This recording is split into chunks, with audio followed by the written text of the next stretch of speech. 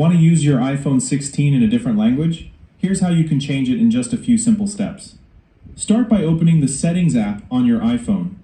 Next, scroll down and tap General. Inside the General settings, scroll down until you see Language and Region, then tap on it. Here, you'll find the language settings for your iPhone. If you want to add another language, tap Add Language and choose the language you'd like to use.